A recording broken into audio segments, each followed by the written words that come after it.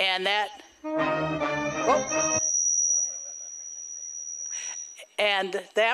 will be Jean Blackmore and Brownie PROHASKA.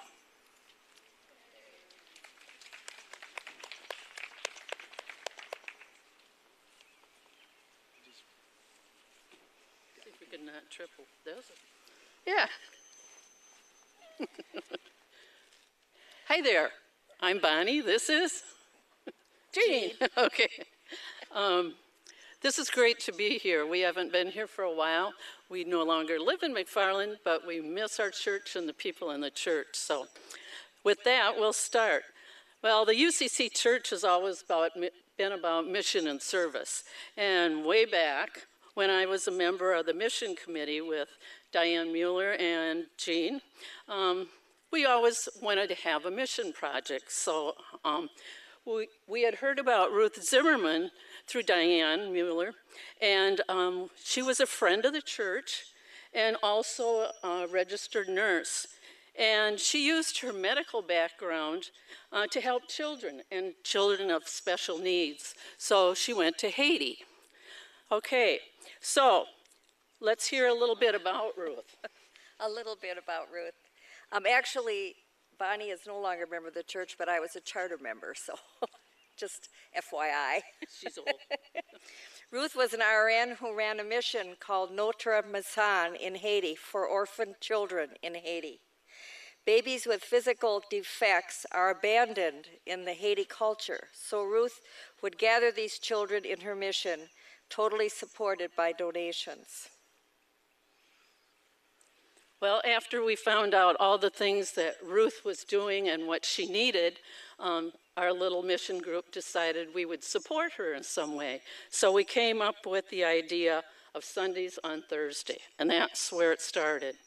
And then we had a connection, and her name was Levon Giesland. She worked for Shep's Ice Cream. You got to find all the resources, right? And I think we deserve a clap for her because she's done this for years. And thank you to Shep's Ice Cream for donating the ice cream all those years. So after we brainstormed that idea, we gathered the things together. You needed toppings, and all the people in the church were gracious, and they brought toppings. We had root beer floats. We bought chocolate. We had chocolate and caramel. We had to put it in crock pots to heat it up so we'd come over. And it was a kind of a whole church kind of thing. It evolved. And then we can't forget the husbands because they schlepped all of the tables and all those kinds of things. And our first Sundays on Thursday was right over there under the entrance to the church. And so what did we do? We dressed a little crazy. We found that trusty old wood table over there. We got our toppings together to display. We put all our supplies together. Levon drove in with the ice cream, and we cracked a little music up on the boombox, and we had our first Sunday on Thursday. That was in about 1990. So we said, if we build it, you know the old saying, if we build it, they will come. Not so many came the first time.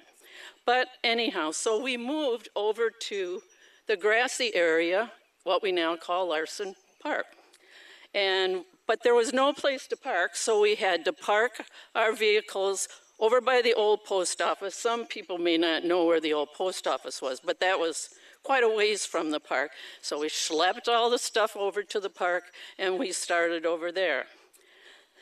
Eventually, Larson Park had a nice gazebo, right? And so over time, we added storytellers, the community band, and things started picking up. Jim Martin built us a sign. It wasn't that one, but it was like that one. It was a wooden one that he put out on the highway, or on the corner there where all the cars come around. And we started, that was our big advertising. And the people came. And so Jean's going to talk a little bit more about what Ruth did and how we kind of evolved into something big that you people have done today. Yes, yes. Ruth Ruth would return to Madison to work as an RN for a time, and then back to Haiti, sometimes taking volunteers with her. Diane Miller, part of our committee, was one of those volunteers. Ruth would at times bring children to the U.S. for special surgeries, needed finding foster homes for them when they were here in the States. We gathered medical supplies, clothes, and other needs, including a minivan filled with supplies, all shipped with funds raised from Sundays on Thursdays. Over 10 years, 1990 to 2002, Sundays on Thursdays raised at least $7,704, according to the records, for Ruth's mission. And that's a lot of Sundays. Also, I noticed in some of the history that we were looking up that the McFarland local paper apparently regularly had interview with business people in town. And so they interviewed the owner of the open air bicycles right over here in Bashford, Michael Zirkel, and they asked him, "What keeps you here?" And he said, "What keeps me here is the great biking only minutes from my door, Gary's Fried Chicken, and Sundays on Thursdays, customers that take time to chat." Thank you.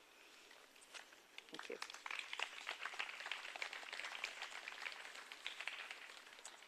Thanks, Bonnie and Jean.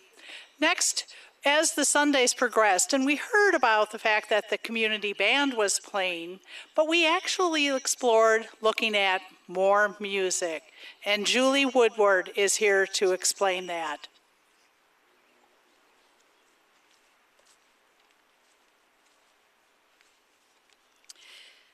I don't normally like to read things, but because I was coordinator for many years, I don't want to digress. I know we're short on time. So my partner, Joan, and I started coming to McFarland United Church of Christ in 2002.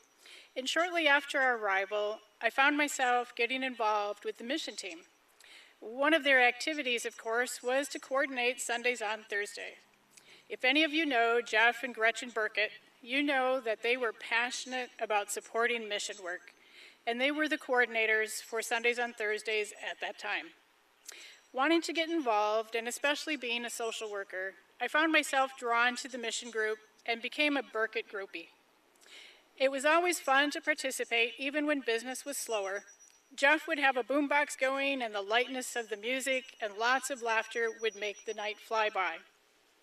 I don't recall the exact year, but I do think it was about 2005, and I found myself thinking about how fun it might be if we could have a live band join us in our little downtown setting. It would also hopefully draw in more folks to have ice cream and thus raise more funds. We did not have the funds to pay a band, but set out to see who we might connect with who would be willing to donate an hour or so for our community fund, and thus helping to raise funds for good causes. With Jeff and Gretchen more connected in the Stoughton area, we connected with the Sesco Squeeze Centennial Accordion Band. Say that 5 times. That was an actual band. It was a whole group of folks playing accordion. So they were more than willing to join us, and so it began. We had student dance and music groups entertain us while giving them a chance to perform in public. We coordinated dates with the McFarland Community Band. And while we had a variety of groups over the years, I'm not going to try to remember all of the names, but popular repeat performers include Almost in Time Dixieland Band. Quinn, if you're listening, Quinn Leonard, thanks for your dedication and enthusiasm, as he would often take more than one night each summer. We could also count on our local Moldy Jam and Prairie Bayou Cajun Band. As the community came to realize we had our downtown summer concerts going, it was amazing to step back and watch people arriving from all directions, order their ice cream, settle on the lawn to enjoy the music and each other's company, children dancing to the music, and dogs scoring the occasional dropped ice cream. On nights when we did not have a performer, the boombox returned, and we added long games and sometimes crafts. We had created our own little Norman Rockwell moments right here in McFarland at the gazebo downtown. As a coordinator for Sundays on Thursdays from about 2007 to 2018, and as an ongoing member of the McFarland United Church of Christ, I would like to thank all of the folks who shared their talents with us, helping us all to tap our toes, connect our souls, and smile a little extra while raising funds to help others.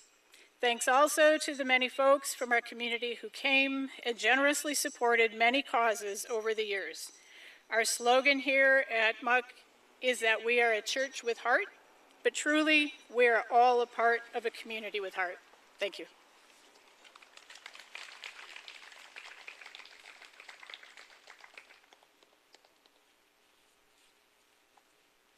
Thanks, Julie. And now we started adding community partners, and to explain that is Rachel SALADIS. Hi, everybody. So as Julie just mentioned, she transitioned out of her wonderful opportunity to serve the community in Sundays and Thursdays in about 2018. She taught me the ways, so thank you for that, Julie. So 2016, 2017, I became involved, and it has just been a joy to be part of the community in that way. 2017, we realized, like one of the first speakers says, build it and they will come. They came. People came out in droves. We had up to 250 people that would come to Sundays on Thursdays. And it was exhausting, I'm not gonna lie. It was a wonderful tiredness, but we did not feel like we were able to provide the quick, friendly welcome to that many people by ourselves. So Pastor Carrie Parker was leading us at that point, and we hatched this idea to revision Sundays on Thursday. So Randy Zorin, Randy's here. I saw you here, right there he is. Randy and I and Pastor Carrie invited some local, very successful business people and entrepreneurs of the community, and we dreamed. And one of the things we landed on was getting more engagement with nonprofits in the community. So we brainstormed a list of who that might be, and we invited a nonprofit to be a partner each week with us. So they would provide some support in serving the ice cream and welcoming people to the event. They would advertise, they wore their t-shirts or their hats. Some of them should have been wearing super capes. They all do wonderful work. And then they received a portion of the proceeds from the weeks of Sunday on Thursday. So like Julie, I'm not gonna try and name them all. There are way too many, but just a few were the Black Student Union, the Lioness Eye, Optimist, the list could go on, but we truly appreciated getting to know them and being able to introduce them more fully to the community, as well as to provide them a little financial support through the past couple of years. Thanks, Rachel. I actually got that list. Thank you, Rachel. So making a difference. So 1 scoop of ice cream by 1 scoop of ice cream multiplied by 30 plus summers. That's a lot of ice cream and a lot of money, adding up to between $50,000 and $60,000 over the years. While we've been unable to verify the exact amount from the first 20 years, now we have that first 7 or 8 years, we're estimating that was between 20 and 30,000. We do know that $30,000 was distributed since 2010, and that's with a pause for the past 2 years due to COVID. From the beginning, there has always been a commitment that all money received for Sundays and floats each summer would go to an organization or a community agency aligned with the social justice mission of McFarland United Church of Christ. Simply put, we wanted to make a difference in our community and beyond. Of course, we could not make that difference without all of you. From McFarland UCC members who over the years organized, promoted, set up, and served ice cream, to those who donated supplies, to all members of the McFarland community who came out on Thursdays to enjoy ice cream, music, fellowship, while supporting those in need through other nonprofit organizations and agencies who received proceeds from these weekly summer events. I especially want to thank Shep's Ice Cream and Culver's for their many years of support for this wonderful ministry.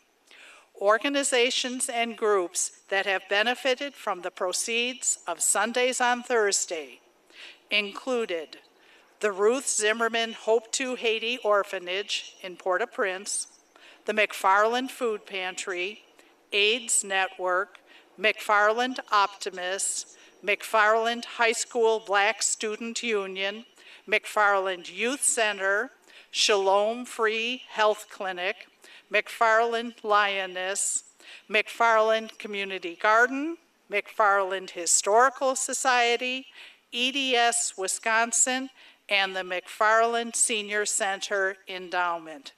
Thanks to all of you for helping us make a difference. Pastor Bryan.